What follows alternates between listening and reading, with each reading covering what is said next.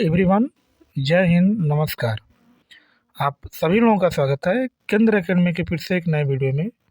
आज की वीडियो में हम लोग फ्रेंड्स यूपी दरोगा भर्ती एग्जाम में जो मूल विधि और संविधान के जितने सारे प्रश्न पूछे जाते हैं एग्जाम में, उन सभी प्रश्नों को हम लोग इस सेशन में डिस्कस करेंगे। फिलहाल चैनल पर पहली बार होंगे तो चैनल को सब्सक्राइब कर लीजिएगा, बेल आइकन को दबा दीजिएगा और अपने दोस्तों को शेयर कर दीजिएगा। फ्रेंड्स, वीडियो काफ़ी इंपॉर्टेंट होने वाली है जो भी लोग दरोगा भर्ती के एग्ज़ाम देने जा रहे हैं। ठीक है, तो बने रहेगा सेशन में। और एक बात और है कि यदि आपने पिछली वीडियो को नहीं देखा होगा तो उसकी प्लेलिस्ट बना दी गई, आप उसको जाके देख सकते हैं। ठीक है, चलिए शुरुआत करते हैं। एक बार वीडियो को लाइक कर दीजिएगा और जब पूरा सेशन देख लीजिएगा तो कम से कम इसे एक ग्रुप में ज़रूर शेयर करिएगा। ठीक है, चलिए स्टार्ट करते हैं। आज का जो हमारा इसमें पहला प्रश्न लिखा है कि आंग्ल भारतीय समुदाय के लिए लोकसभा में कितने सीटें आरक्षित हैं। ऑप्शन ए की बात करेगा तो 2, 0। ऑप्शन बी की बात करेगा 1, सी की बात करेगा 2 और डी की बात करेगा तो 3, है ना। इसके राइट ऑप्शन की बात करेंगे तो फ्रेंड्स इसका जो राइट ऑप्शन जो है, पहले अगर 2019 के पहले पूछता तो इसका तो हमारा क्या होता, 2 होता। लेकिन क्योंकि अब इस प्रस्ताव को जो है ख़त्म कर दिया गया, यानी 104वें संविधान संशोधन द्वारा इसको जो है स्टार ख़त्म कर दिया गया है। तो फ्रेंड्स इसको जो है आयोग द्वारा जो स्टार लगा के छोड़ दिया गया था, क्योंकि इसमें से कोई ऑप्शन जो है मैच नहीं कर रहा है। ठीक है, चलिए आप देख भी सकते हैं कि जो इसके बारे में बताया भी गया है ना, लिखा है जो कि भारतीय संविधान का जो अनुच्छेद 331 लोकसभा में आंग्ल भारतीय समुदाय के प्रतिनिधित्व के बारे में उल्लेख करता है। इसके अनुसार यदि राष्ट्रपति की यह राय है कि लोकसभा में आंग्ल भारतीय समुदाय का प्रतिनिधित्व पर्याप्त नहीं है तो वह लोकसभा में उस समुदाय के 2 सदस्यों को नामित कर सकता था। लेकिन 104वें संविधान संशोधन 2019 के बाद यह प्रावधान जो है क्या हो गया, तो निष्प्रभावी हो गया। ठीक है, आगे हम लोग बात करेंगे 270 की बात करेंगे। 270 क्या लिखा है कि निम्नलिखित में से कौन सी मद संघ सूची का एक हिस्सा है। ऑप्शन संघ सूची का मतलब होता है कि जिस पर जो है सिर्फ केंद्र सरकार जो है मतलब कि नियम बना सकते हैं, इसको संघ सूची कहते हैं। और इसमें से क्या हो सकता है, जैसे ऑप्शन ए की बात करेगा तो सामाजिक सुरक्षा और सामाजिक बीमा, बी की बात करेगा तो जनसंख्या नियंत्रण और परिवार नियोजन, सी की बात करेगा प्रकाश स्तंभ और डी की बात करेगा आर्थिक और सामाजिक योजना, है ना। इसके उत्तर की बात करें तो इसका जो उत्तर हो जाएगा ऑप्शन नंबर सी, इसका राइट ऑप्शन हो जाएगा। यानी प्रकाश स्तंभ इसका क्या हो जाएगा, तो राइट ऑप्शन, जिस पर क्या कर सकते हैं तो संघ कानून उस पर है। ठीक है, बाकी तीनों ऑप्शन में जो है समवर्ती सूची में शामिल इसको किया गया है। प्रकाश प्रकाश स्तंभ संघ सूची का एक हिस्सा है। इसके अधीन प्रकाश पोत परिवहन एवं वायुयानों की सुरक्षा के लिए अन्य व्यवस्था है। अन्य तीनों प्रश्नगत विषय जो है समवर्ती सूची में है। ठीक है, आगे चलिए हम लोग बात करते हैं 271 की बात करेंगे। तो भारतीय संविधान के किस भाग में केंद्र राज्य विधायी संबंधी दिया गया है। ऑप्शन ए की बात करेगा तो भाग एक्स, बी की बात करेगा तो भाग 11 और सी की बात भाग 12 और डी की बात करेगा तो भाग 13। इसके उत्तर की बात करेंगे तो इसका उत्तर हो जाएगा ऑप्शन नंबर 20 का राइट ऑप्शन हो जाएगा। यानी भाग 11 में इसका क्या है तो उल्लेख किया गया है। ठीक है, चलिए आप देख भी सकते हैं इसके बारे में जो लिखा है कि भारतीय संविधान के भाग 11 के अध्याय 1 में केंद्र राज्य विधायी संबंध अनुच्छेद 245 से 255 के माध्यम से निरूपित किया गया है और साथ ही विभिन्न विधायी विषयों को संविधान की 7वीं अनुसूची की 3 सूचियों में संघ सूची जिसमें 57 विषय है, वर्तमान में कितना है 98 है। राज्य सूची जिसमें 66 विषय है लेकिन वर्तमान में कितना है 59 विषय है। तो समवर्ती सूची इसमें 47 विषय था, वर्तमान में कितना है तो 52 विषय है। ठीक है, आगे नेक्स्ट में बात करते हैं 272 की बात करेंगे। 272 क्या लिखा है कि केंद्र और राज्यों के बीच विधायी विषयों के वितरण के बारे में निम्न में से कौन सा सही है। ऑप्शन ए की बात करेगा तो संघ सूची में दिए विषयों पर केवल केंद्रीय सरकार की ही कानून बना सकती है। आगे जो हमारा क्यू ऑप्शन जो है, राज्य सूची में दिए गए विषयों पर संघ और राज्य सरकार दोनों ही कानून बना सकती है। इसमें बताना है कि पी कथन और क्यू कथन में कौन सा ऑप्शन सही है। ऑप्शन ए की बात करेंगे तो लिखा है न तो पी और न तो क्यू सही है। बी की बात करेंगे तो पी और क्यू दोनों सही है। सी की बात करेंगे केवल पी, और डी की बात करेंगे केवल क्यू, है ना। इसके उत्तर की बात करेंगे तो इसका जो उत्तर हो जाएगा ऑप्शन नंबर सी इसका राइट ऑप्शन हो जाएगा, यानी जो कथन पी है वही हमारा क्या है, राइट ऑप्शन हो जाएगा। ठीक है, आगे चाहेंगे तो आप इसके बारे में देख सकते हैं जो लिखा है क्या, ध्यान से। इसमें लिखा है कि अनुच्छेद 246 के तहत 7वीं अनुसूची की सूची 1 में जो है शामिल किसी भी विषय पर केंद्र को, तथा सूची 2 जिसको राज्य सूची में शामिल विषयों पर राज्यों को विधि बनाने का अधिकार है। वहीं सूची 3 में समवर्ती सूची को कहते हैं केंद्र और राज्य दोनों ही कानून बना सकते हैं। संविधान के विशिष्ट प्रावधानों के तहत संविधान के अनुच्छेद 249 के अंतर्गत यदि राज्यसभा उपस्थित और मत देने वाले सदस्यों को 2/3 बहुमत से जो ऐसा प्रस्ताव पारित करे कि राष्ट्र हित में राज्य सूची के विषय किसी विषय पर संसद द्वारा कानून बनाना आवश्यक है, तो संसद उस विषय पर कानून बना सकती है। इसके अतिरिक्त अनुच्छेद 250 के तहत राष्ट्रीय आपात की स्थिति में 252 के तहत 2 या 2 से अधिक राज्यों के अनुरोध पर उन राज्यों के लिए अनुच्छेद जो 253 के तहत अंतर्राष्ट्रीय समझौते को अनुपालन के क्रम में, तथा अनुच्छेद जो है 356 के तहत विधायी शक्तियों के प्रयोग में संसद द्वारा उस सूची में विषय के बारे में कानून बनाया जा सकता है। ठीक है, आगे नेक्स्ट हम बात करते हैं 273 क्या लिखा है कि सरकारिया आयोग गठित हुआ था समीक्षा करने के लिए राष्ट्रपति और प्रधानमंत्री के मध्य संबंधों की, विधायिका और कार्यपालिका के मध्य संबंधों की, कार्यपालिका और न्यायपालिका के मध्य संबंधों की, संघ एवं राज्य के मध्य संबंधों की, है ना। इसके उत्तर की बात करेंगे तो इसका जो उत्तर हो जाएगा ऑप्शन नंबर डी इसका राइट ऑप्शन हो जाएगा। संघ एवं राज्यों के मध्य संबंधों की जो है सरकारी आयोग का जो है गठन किया गया। ठीक है, आगे देख सकते हैं हम लोग इसके बारे में। केंद्र राज्य संबंधों पर विचार करने तथा उनको सुदृढ़ करने हेतु सुझाव देने के लिए न्यायमूर्ति R.S. सरकारिया की अध्यक्षता में 9 जून सन 1983 को एक आयोग का गठन किया गया था। बी शिवरामन और S.R. सेन इसके अन्य 2 सदस्य थे। आयोग ने जनवरी सन 1988 में जो है अपनी रिपोर्ट को जो है सौंपा था। ठीक है, आगे अब हम लोग बात करेंगे 274 की बात करेंगे। 274 क्या लिखा है कि राज्य के लोक सेवा आयोग के अध्यक्षों की नियुक्ति कौन करता है। ऑप्शन ए की बात करेंगे तो संघ लोक सेवा के आयोग के अध्यक्ष उपराष्ट्रपति राज्यपाल, और डी की बात करेंगे तो राष्ट्रपति, है ना। संघ लोक सेवा के आयोग के अध्यक्ष होते हैं। इसके उत्तर की बात करेंगे तो इसका जो राइट ऑप्शन हो जाएगा ऑप्शन नंबर सी इसका राइट ऑप्शन हो जाएगा। राज्यपाल क्या करता है तो राज्य के लोक सेवा आयोग को अध्यक्ष क्या करता है तो नियुक्त करता है। ठीक है, चलिए आगे नेक्स्ट हम लोग देख सकते हैं इसके बारे में लिखा है जो भारतीय संविधान के अनुच्छेद 316 के अनुसार राज्य लोक सेवा आयोग के अध्यक्ष एवं सदस्यों की नियुक्ति जो है राज्यपाल के द्वारा की जाती है। ठीक है, आगे 275 की बात करेंगे। 275 क्या लिखा है, पंचायत के चुनाव कराने हेतु निर्णय किसके द्वारा लिया जाता है। ऑप्शन ए की बात करेगा तो केंद्र सरकार, बी की बात करेगा राज्य सरकार, सी की बात करेगा जिला न्यायाधीश, और डी की बात करेगा चुनाव आयोग। इसके उत्तर की बात करेंगे इसका उत्तर हो जाएगा ऑप्शन नंबर बी इसका राइट ऑप्शन हो जाएगा, यानी राज्य सरकार इसका क्या हो जाएगा तो राइट ऑप्शन हो जाएगा। ठीक है, आप चाहेंगे तो देख सकते हैं इसके बारे में जो लिखा है।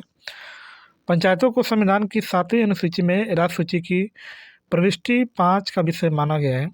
इस प्रकार पंचायत राज्य सरकार का विषय है, इसके गठन तथा चुनाव कराने का अधिकार जो है राज्यों को ही है। ठीक है, आगे हम लोग बात करेंगे 276 की।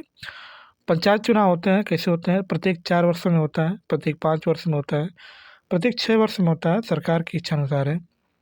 इसके उत्तर की बात करेंगे तो इसका उत्तर हो जाएगा ऑप्शन नंबर बी, है ना। पंचायत जो है कितने वर्ष में होता है तो 5 वर्ष में जो होता है पंचायत का चुनाव होता है। ठीक है, आगे अनुच्छेद 243 अंग 1 के अनुसार पंचायतों की अवधि उनके प्रथम अधिवेशन से 5 वर्ष तक होती है तथा इस अवधि से पूर्व नए चुनाव आवश्यक है।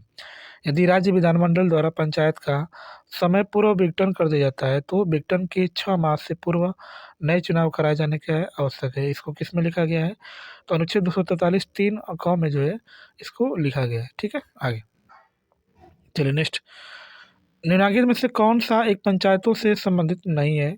ऑप्शन ए की बात करेगा तो राज्य निर्वाचन आयोग पंचायतों का चुनाव संपादित करेगा, बी की बात करेगा संविधान 74वां संशोधन अधिनियम। सी की बात करेगा सभी पंचायतों का कार्यकाल 5 वर्ष निर्धारित होगा। डी की बात करेगा तो एक पंचायत के भंग होने के 6 माह के अंदर नया चुनाव कराया जाएगा, है ना। इसके उत्तर की बात करेंगे तो इसका उत्तर हो जाएगा ऑप्शन नंबर बी। 20 का राइट ऑप्शन हो जाएगा। यानी संविधान 74वां संविधान संशोधन अधिनियम जो है ये पंचायत से रिलेटेड नहीं है। ठीक है, आगे देख सकते हैं कि किससे रिलेटेड है। तो संविधान का 74वां संशोधन अधिनियम पंचायतों से नहीं वरन नगर पालिकाओं से संबंधित है। अन्य तीनों कथन पंचायत जो है से संबंधित प्रावधान है। 73वें संविधान संशोधन द्वारा संविधान जो है इसमें क्या किया गया है, इसको जोड़ा गया है। ठीक है, आगे आगे हम लोग बात करेंगे 78 की। पंचायती राज का मुख्य उद्देश्य क्या है। ऑप्शन ए की बात करेगा तो कृषि उत्पादन को बढ़ाना। बी की बात करेगा तो रोजगार बढ़ाना। सी की बात करेगा तो लोगों की राजनीतिक जागरूकता को बढ़ाना। डी की बात करेगा तो लोगों को विकास मूलक प्रशासन में भागीदारी की योग्य बनाना ना। इसके उत्तर की बात करें तो इसका उत्तर हो जाएगा ऑप्शन नंबर डी, इसका राइट ऑप्शन हो जाएगा। चलिए आगे हम लोग देख सकते हैं इसके बारे में डिस्कस क्या लिखा है। इसमें लिखा है कि पंचायती राज व्यवस्था का जो मुख्य उद्देश्य होता है आम जनता को विकास मूलक प्रशासन में भागीदारी के योग्य बनाना। सत्ता के विकेंद्रीकरण का यह मुख्य उपकरण है।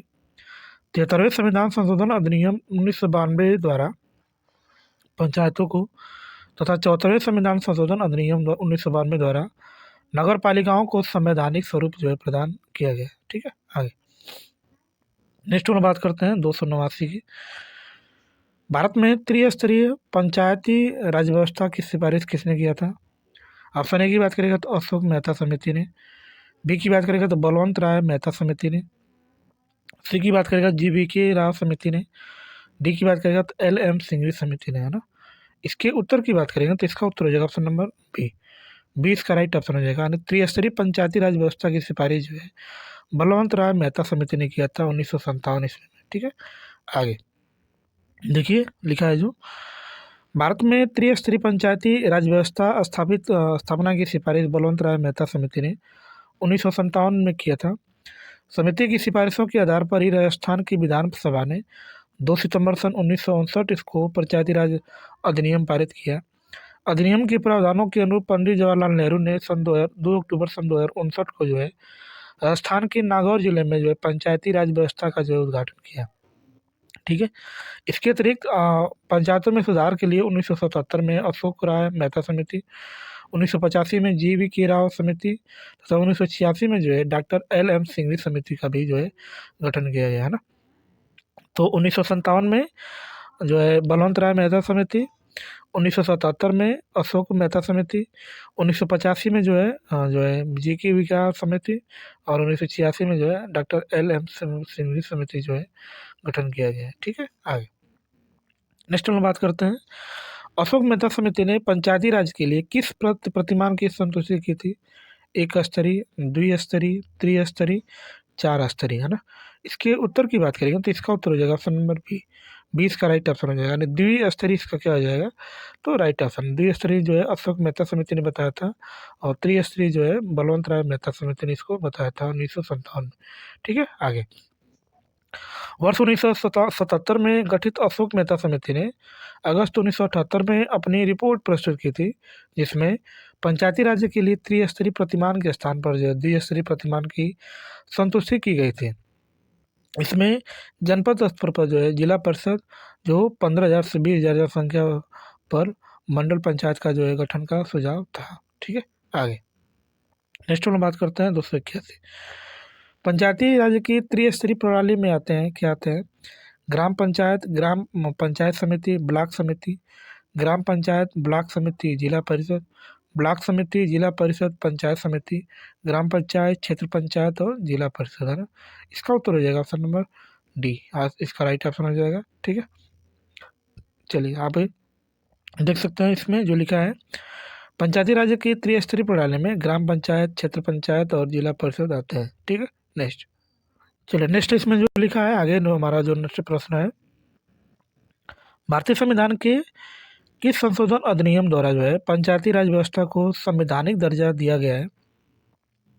ऑप्शन ए की बात करेगा तो 71वां, बी की बात करेगा 72वां, सी की बात करेगा 73वां और डी की बात करेगा 74वां, ना। इसके उत्तर की बात करेंगे तो इसका उत्तर होगा ऑप्शन नंबर सी। सी इसका राइट ऑप्शन हो जाएगा। 73वें संविधान संशोधन द्वारा जो है इसको लागू किया गया है। ठीक है, आगे देखिए, भारत के संविधान के 73वें संशोधन द्वारा संविधान में भाग 9 जोड़कर पंचायती राज व्यवस्था को संवैधानिक दर्जा दिया गया है, जबकि 74वें संशोधन द्वारा भाग 9A जोड़कर नगर पालिकाओं को संवैधानिक दर्जा जो है प्रदान किया गया है। ठीक है, आगे नेक्स्ट हम बात करते हैं 283 की। ग्राम पंचायतों के सदस्यों का कार्यकाल वर्ष का होता है, कितने वर्ष का होता है? 5 वर्ष का, 6 वर्ष का, 3 वर्ष का, 4 वर्ष का, है ना। बहुत ही आसान प्रश्न है फ्रेंड्स। इसका राइट ऑप्शन हो जाएगा ऑप्शन नंबर ए, 5 वर्ष इसका क्या हो जाएगा?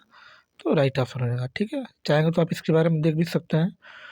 ग्राम पंचायतों के सदस्यों का जो कार्यकाल होता है 5 वर्ष का होता है, जो कि पंचायत की अवधि पर निर्भर करता है। अनुच्छेद 243C के अनुसार भारत में प्रत्येक पंचायत अपने प्रथम अधिवेशन की तारीख से 5 वर्ष की अवधि तक कार्य करेगी।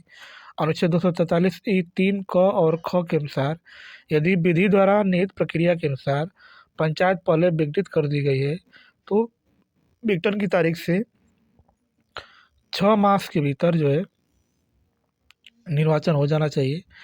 समय पूर्व 5 वर्ष की अवधि से पहले विघटित पंचायत जब पुनर्गठित की जाती है तो वह अवशिष्ट अवधि के लिए ही होगी, किंतु यदि बची हुई अवधि 6 मास से कम है तो निर्वाचन कराना जो है आवश्यक नहीं है।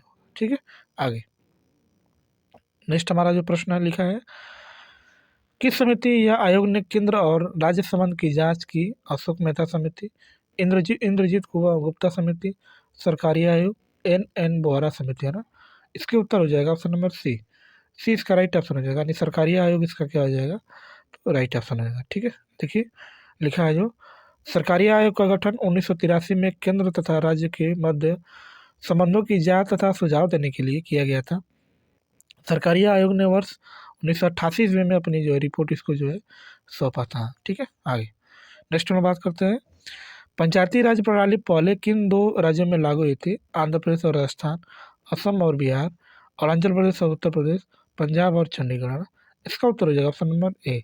सबसे पहले जो है आंध्र प्रदेश और राजस्थान में जो है ये व्यवस्था लागू की गई थी। ठीक है, नेक्स्ट चलिए देख सकते हैं हम लोग इसके बारे में जो डिस्कस लिखा है कि भारत में त्रिस्तरीय पंचायती राज प्रणाली का प्रारंभ जो होता है 2 अक्टूबर सन 1959 को तत्कालीन प्रधानमंत्री जवाहरलाल नेहरू द्वारा राजस्थान के नागौर जिले से किया गया था, जबकि इसके पश्चात आंध्र प्रदेश में नवंबर 1959 में इसका आरंभ किया गया था ना। पहले राजस्थान, उसके बाद आंध्र प्रदेश में नवंबर में किया गया था। ठीक है, 73वें संविधान संशोधन अधिनियम द्वारा 1992 द्वारा सरकार ने 24 अप्रैल सन 1993 ईस्वी में इस व्यवस्था को जो है संवैधानिक रूप जो है प्रदान किया है। ठीक है, तो चलिए फ्रेंड्स वीडियो को एक बार समाप्त करते हैं। वीडियो आपको कैसी लगी एक बार कमेंट करके ज़रूर बताएं, और कमेंट करके भी बताएं कि जो है आप उत्तर प्रदेश के किन किन जिलों से जो है वीडियो देख रहे हैं, और चैनल पर पहली बार होंगे तो चैनल को सब्सक्राइब जरूर कर लें, बेल आइकन को दबा दें, ताकि जैसे ही आपको वीडियो तुरंत आपको नोटिफिकेशन मिल जाए। ठीक है, मिलते हैं नेक्स्ट क्लास में ऐसे ही शानदार प्रश्नों के साथ। तब तक के लिए बाय और जय हिंद फ्रेंड्स।